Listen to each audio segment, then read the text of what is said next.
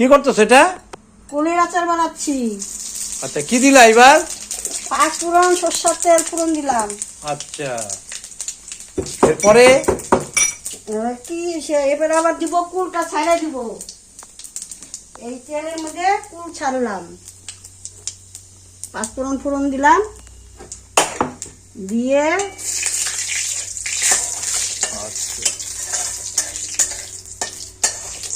মশলাটা মোটামুটি ভাজার পরে, তাই তো? এখন দিব হালকা একটু ভাজার পরে ছাড়া দিলাম। আচ্ছা আচ্ছা, লবণ হলুদ দিয়ে মাখিয়ে রাখছিলাম, লবণ হলুদ দিয়ে মাখিয়ে ছাড়া দিলাম। এখন নুন দিব,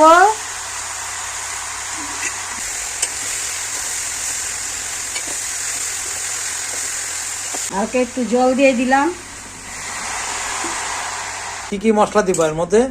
এর মধ্যে মশলা দেব ধনিয়ার গুঁড়া, মৌরির গুঁড়া, রাঁধুনি, শুকনো লঙ্কার গুঁড়া, এবার লাস্টে দিব এটা। এখন দিব পরে দিব চিনি, চিনি দেওয়ার পরে তারপরে মশলা দিয়ে নামাই দিব। এখন বাজবো লঙ্কার গুঁড়া, শুকনো লঙ্কার গুঁড়া একটু হালকা ভাজে নিব।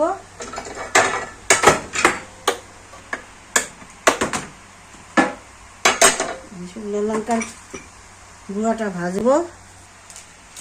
এটা কি দিলা? এটা লঙ্কার গুঁড়া।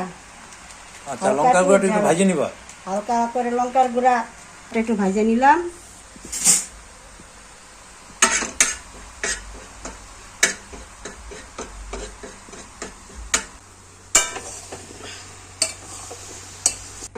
খুব টক, আরো চিনি দিয়ে দিলাম।